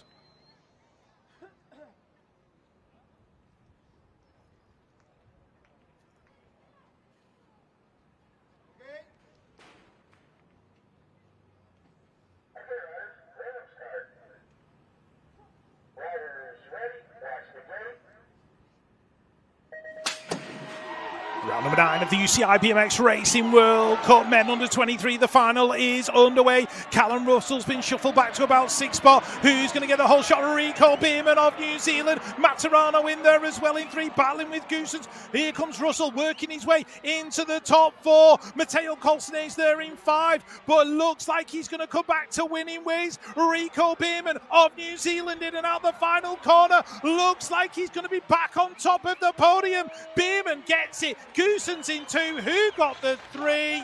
Maturano hits the podium. Callum Russell inside the top 4. Mateo Colsonay in 5. But it's back to business as usual for Rico Bierman. Well, he is well and truly back on form. 4 wins in the first 4 races. Only 1 podium in the next 3 rounds, but now he's back on top at round number 9, the penultimate round of the 10-round series. Rico Bierman, he went off like an absolute rocket. He defended his position, and Colsonay really was the loser on this start. Yeah, I was hoping for better things from Callum Russell from Great Britain as well. Unfortunately, didn't quite work out the way he wanted it to go, but Rico Bierman of New Zealand racking up yet another World Cup win. Russell did enough to pull himself back to a top 4. Maturano keeps the home fans happy with a podium. But yeah, Rico Bierman getting the job done, and that's only strengthened his lead in the overall standings. And Tim Goosen's a podium match, and his third place in round number 3 as well. His second podium of the series. He is going through. He's got second place as he comes through from Goosen's. It's confirmed in second place for Goosen's. Third place for Maturano. So one step better for Goosen's this time round. Maturano on the podium. He is going to have the Argentinian fans roaring. So let's see how that changes the standings when we get to the end of the show. But remember, lots more action still to go. So we have our men's under-23 finals results. We are going to no doubt hear from our race winner in a little while. However, a little bit of a breather for him because he's got to make his way back down after, I'm sure, waving to the fans and the fans being treated to some fantastic racing here today. In fact, here come the men's 23 standings now. Really interesting. Bierman right at the top there. Colston in 2. You got Maturano in there. So Bierman, the race winner, the series leader. And I think that this is going to really be an interesting finish. Surely he's done enough. Rico Bierman, let's hear from him now.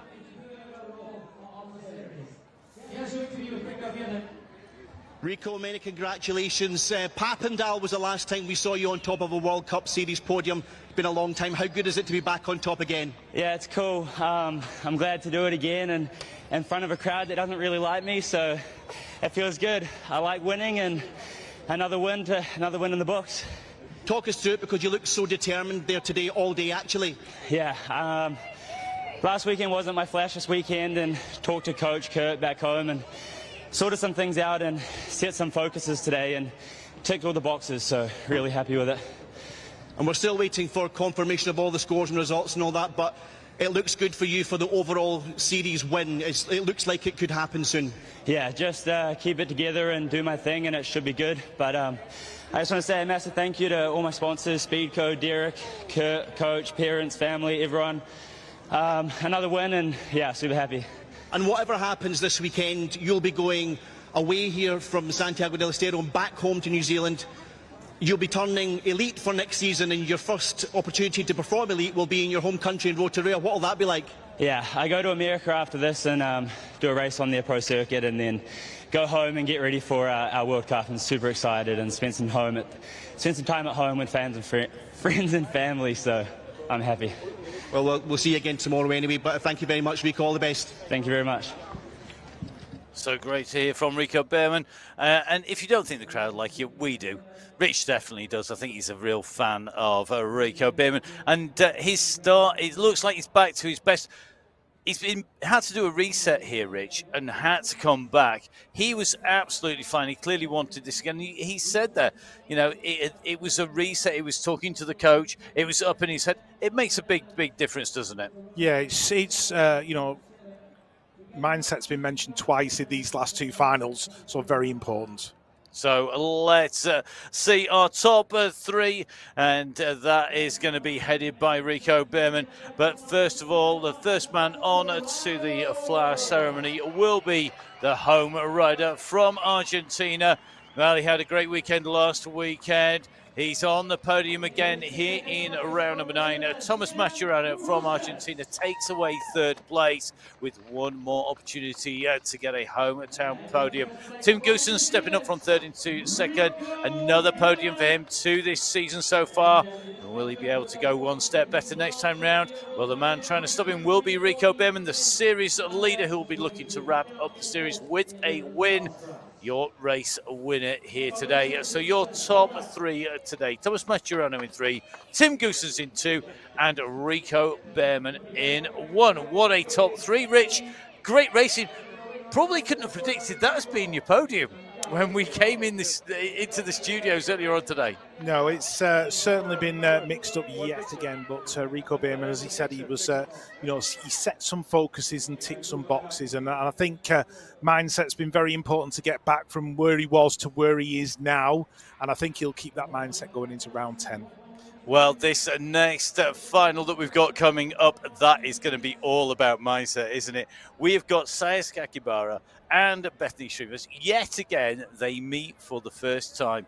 in the finals. They really are the two riders who have set the top of the standings alight. We got Laura Smulders right up there in 3. I mean, an absolutely class athlete behind in the standings. Willoughby was going to be up there. Very, very interesting to see how the riders go. But before we go to our women's elite, I think we're going to be able to catch a few more words down at interview. Rico, I didn't think I'd be seeing you again so soon, but here we are. We have now had confirmation that you are the overall BMX Racing World Cup Series winner. Just put into words how proud you are about this. Yeah, I'm super proud of it. I set a goal at the start of the year to try and achieve this. Didn't get the gold medal at Worlds, but happy to get this goal ticked off. And yeah, really happy with the consistency throughout the year, and happy to do it with 1 round to go. Was there ever any doubt in your mind? Because, as I said earlier, you'd won up until Papendal, and then you'd had a bit of a blip, I guess, not on top of the podium. Yeah, I mean, Worlds and then Surrey-Arns and last weekend were a bit of a confidence knocker, but yeah, rode really well today and super happy with it. So yeah, we're back. If you were to put into words sort of what's been the difference for you this season, how would you describe it? Yeah, I don't know. I've just been having fun and enjoying everything that I've been doing and training with a good group of people. And yeah, the atmosphere where I've been training and the people supporting me have been amazing. So yeah, just in a good place and super grateful. Many congratulations. We'll see you again tomorrow. Now you can go out and just enjoy it. Cool. Thank you very much. Thank you. Well, great to hear from you, and confirmed as your series winner. The maths has been done. I'm glad that wasn't me doing that. My maths is notoriously bad. And you can see Rico Behrman taking away top spot.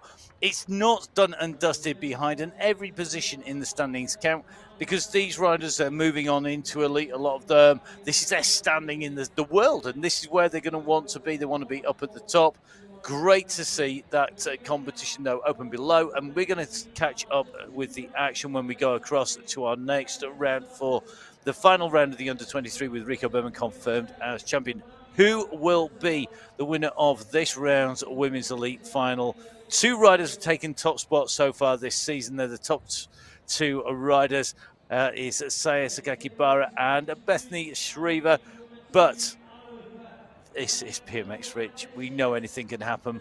But if you were to go with the form book, you've got to say Saya Sakakibara is absolutely on fire. Yeah, she's certainly doing very well at the moment, and in a position to take another win. But there's 7 other riders trying to stop her, and the first of those is Meryl Smulders from the Netherlands, and the world champion, the Olympic champion in that rainbow jersey from Great Britain. It is Bethany Shriver.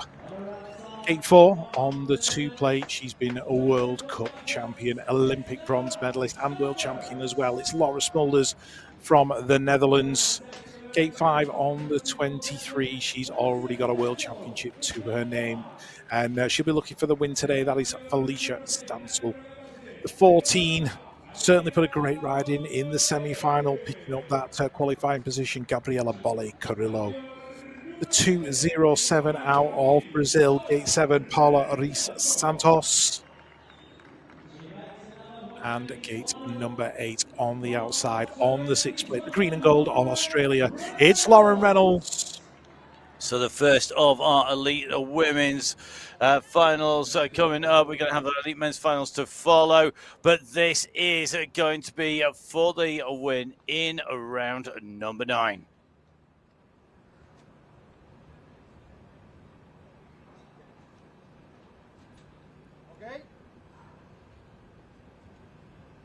Riders, let them start. Riders ready, watch the gate. Round number 9, the Women Elite Final is underway. Bethany Shriver's being shuffled straight out of the back, but straight out of the front. And in control is Saya Sakakibara of Australia. Laura Smulders in there in 2. Felicia Stansel in 3. Gabriela Bolle Carrillo is having the ride of a lifetime. She's in there in 4th at the moment. Meryl Smulders in 5. But Saya Sakakibara of Australia in and out of the final corner. Here comes Laura Smulders. Can she pick her off down the final straight? Will the Australian hang on? Sakakibara gets it. Takes the win. Laura Smulders in 2, Felicia Stansel in 3. But disaster for Bethany Shriver of Great Britain. That's really going to open up a gap now at the top of the standings as we head into the final round. First blood to Saya Sakakibara of Australia. So our final pair of rounds 9 and 10. Saya Sakakibara takes away at the top of the final. She takes away the win. We have the potential that we are going to see a Bethany Shriver down in 8th. She's going to either 7th or 8th position. And it's really telling. Now, Rich, I actually passed a little note to Rich as we were lined up here. Bethany Shriver seems less smiley. She was playing with the grips a long time on the top there. That start then was an absolute disaster for her, and there was just no way back.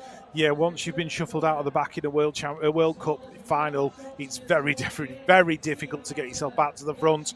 But as we were saying after the last round, Saya Sakakibara of Australia has opened the confidence vault, and the confidence is flooding out. I thought Laura Smulders was going to do what she did to Felicia Stansel last year in Colombia and just creep up on the back of her and nick that first place at the finish line, but it wasn't to be. Saya Sakakibara of Australia racking up another World Cup win. That's confirmed. Laura Smulders in 2, Felicia Stansel rounded out the podium. A great performance from Gabriela Bolle-Carrillo to come 4th. Meryl Smulders in 5, Lee Santos in 6, Lauren Reynolds in 7, and Bethany Shriver wondering what might have been back there in 8. Well, that is an absolute turn up for the books, and we'll explore that a little bit later. But what a fantastic ride by Saya Sakakibara. She's fast making herself the queen of Santiago del Estero. Let's hear what she's got to say.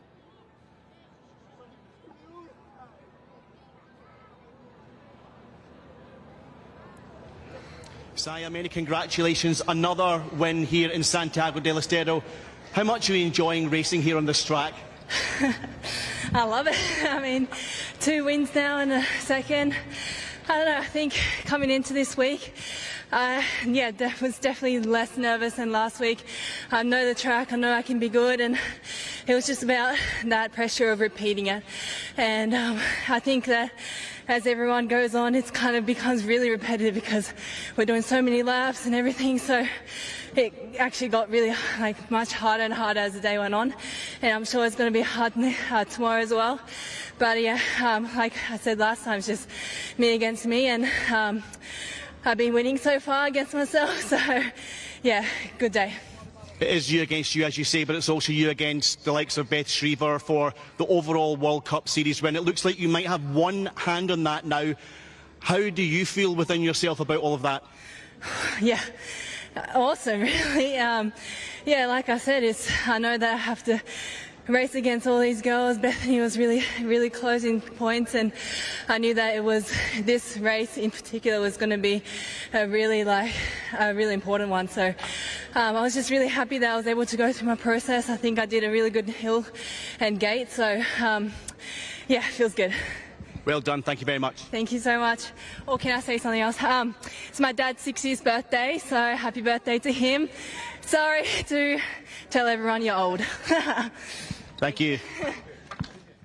Well, happy birthday, Saya's dad, from Rich and me down here in the studios. And that's a nice present, isn't it? Seeing your daughter take another win here today. She's absolutely flying. But looking a little bit further behind, great ride by Laura Smulders. She's got herself into second, no messing about there. 3rd place, Stansel. Absolutely flying. Great to see her coming back onto form. A 3rd place this time, and she was 3rd place back in round number 7 as well. So clearly coming into form at the right time. And she's going to be the first of the riders who'll make her way on to the flower ceremony. It's going to be Felicia Stansel of the United States, a rider who came here in 9th place in the series standings, a 3rd today. In this round is going to make a difference to her, and here she is. So Felicia Stansel from the United States receives the flowers here. So she is joined at the podium by Laura Smulders of the Netherlands, no stranger to a podium, and she will no doubt hold on to a 3rd place. And a very fast entry there for Saya Sakakibara, the Australian, who takes top spot. She's at the head of the standings. She's increased her lead over the 2nd place rider, Bethany Shriver. So your top 3 today. Stancil in 3, Smulders in 2, and Sakakibara in 1. All the S's right up there at the top there, Rich. And this is going to change a little on the standings here, because you can see Stancil, well, she's moved up 1 more spot from 9th to 8th. Shriver, though, has lost more points here. And Smulders has really reinforced her 3rd place. Yep, Sayas Kakibara just opening up a bit of a lead there over Bethany Shriver, and it's going to make Bethany's job that much harder in round number 10. It's not impossible, but, she's going to have like the race of a lifetime, I think, to make it happen. And Saya's got to have a really bad race. Yeah. I think Saya almost could cruise round there pretty much, because that gap is pretty big, isn't it? Yep, but we're going to move on to the men elite final. Joris Dode, Roman Mayu, Alfredo Campo, Cameron Wood, Jeremy Rencarel, Carlos Ramirez, Mathis Rago Richard, and Bodie Turner lining up for the final. And the first of those riders lining up on the gate on the inside. The series leader out of France, it is Joris Dode. Gate 2 on that 1 plate in the rainbow jersey. From France, it's Romain Mayu. Gate 3 on the 593 out of Ecuador, Alfredo Campo. Gate 4 on the 12 plate out of the USA. Made the podium in round number 8, it's Cameron Wood. Gate 5 with the 5 on the plate out of France, Jeremy Rencarel. Gate 6 on the 278 out of Colombia. Will he make the magic happen? It's Carlos Ramirez. On the 61 plate out of France, gate number 7, Mathis Rago Richard. And on the 232 on the outside for Australia, Bodie Turner.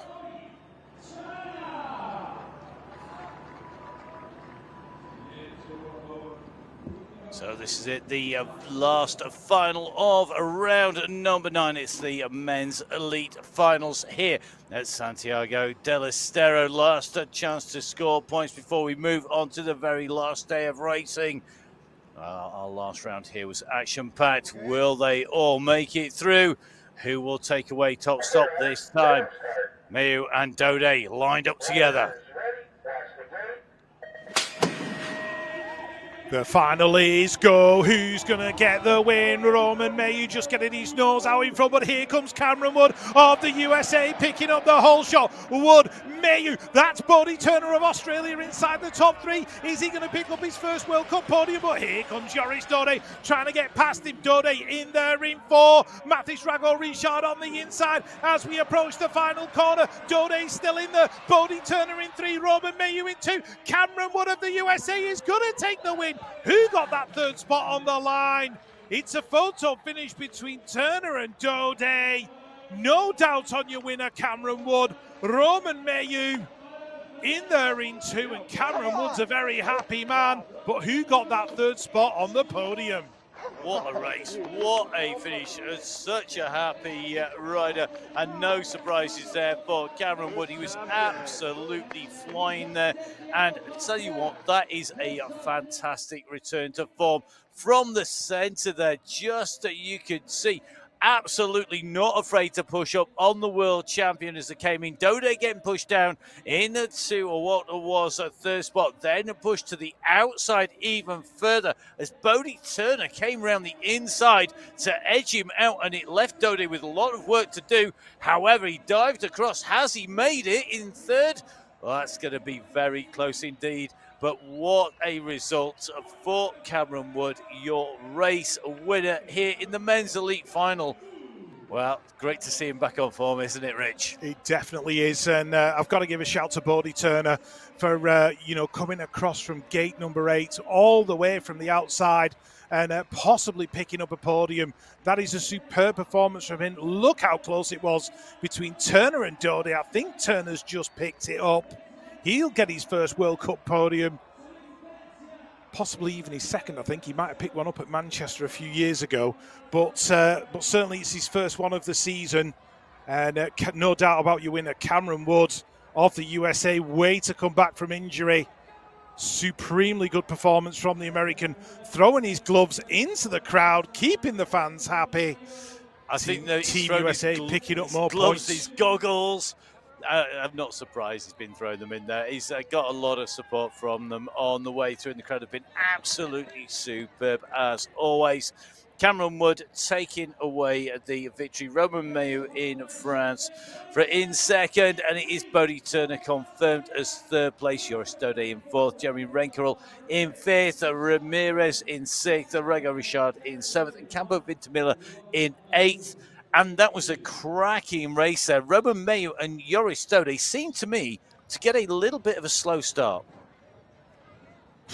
It was so close to call. They were so it almost looked like they were a little hesitant because they were lined up against each other. If you look at their times, they were not the fastest times by any stretch of the imagination as they came out from that gate as well. So reflected, it's not totally borne out there, but my feel was that they maybe weren't quite as confident with that start as they could have been. So look at this. This is what it's done to the standings. Mailloux has scored bigger points today. That has extended his lead on Dode here. Arboleda has dropped right out of the record, and he can't challenge now for that race win, for the series win. So it is Mailloux, Dode, and Arboleda. And the name in there that's missing is Cameron Wood.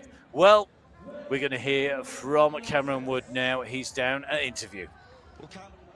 Upset the apple cart of the French hegemony of wins in the World Cup Series. Just put into words what this means to you. Yeah, kind of at a loss for words right now. It was just a blur.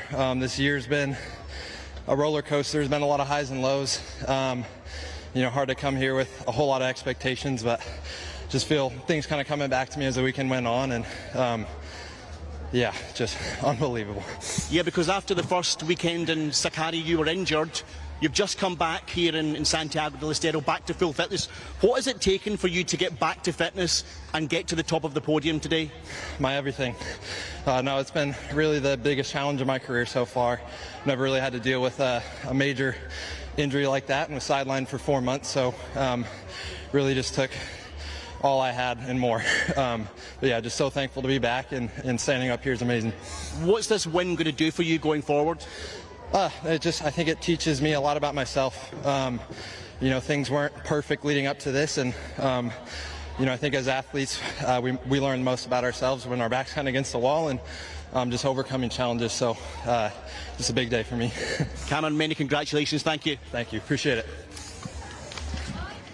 So Cameron really working his way up and through, moving into the podium places once again, this time going one better and taking away the top spot here today for the United States of America, ahead of the world champion in those rainbow stripes, Romain Mailloux, who extended his lead at the top of the standings. And, of course, a fantastic third place for Bodie Turner. So Bodie Turner from Australia rounding out our top three. So let's take a look at our top three riders at our flower ceremony. It's going to be coming our way very shortly indeed. And here we go, Bodie Turner, a man whose best result so far have been 11th in the last round, a 21st, and before that he was hovering around about the 50s and 60 position. Well, he's gone right up and he's rocketed his way into third place, a second place for Romain Mailloux. Job done, points in the bag. I know he would have dearly loved the win, but what a win today. Cameron Wood of the United States showing he's back to his best. He's right on the top spot now. Can he do that again in round 10 and really round off a fantastic end of the season for Cameron Wood? What great racing here today, Rich. What great riding. It's not been without incident. We can see here in the standings, the man who's lost out here is going to be Arboleda. He's dropped right down. But Romain Mailloux, he might not have taken the win, but is this enough? Well, it's certainly helped his, his cause coming in inside the top 3 again and just getting himself on the podium in front of Joris and just, edging that little bit further out. It's going to make it an interesting round number 10. So as we move on to the women elite standings, Saya Sakakibara, they're confirmed as being on top. Bethany Shriver in that second position still, just with a bigger gap to make up. Laura Smulders rounding out the top 3. Willoughby, Clayson, Smulders, Simpson and Stansel rounding out the top 8, but it's still going to be a battle between Saya Sakakibara and Bethany Shriver.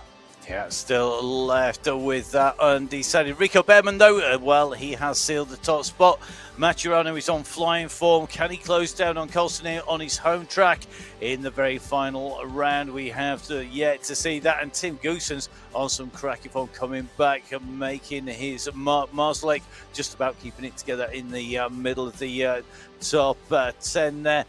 In the women's under-23, Tessa Martinez opening up a gap early in the season, has had it closed back down again. She's still got a decent margin, but it's not all over yet. And Stariska will be looking to have a better round in round 10 than she had this time round. She'll be looking for victory. But can anyone stop Ava Corley of the United States? Because we have seen an absolute flyer today. We've seen a top spot for the riders from Australia with Saya Sakakibara, for the United States with Ava Corley and Cameron Wood, and a top spot for New Zealand from Rico Behrman. The fastest laps of the day, though, don't follow necessarily the same way, with Joris Dode taking away the fastest time of the day with the men's league, 29.856, super quick there on the way through. So fast laps, fast times. It's been absolutely cracking racing. We have one more round to go. We are looking forward to putting words to the action. But from me, Matt Payne, and me, Rich Eames, stay safe. We'll see you again soon. Goodbye.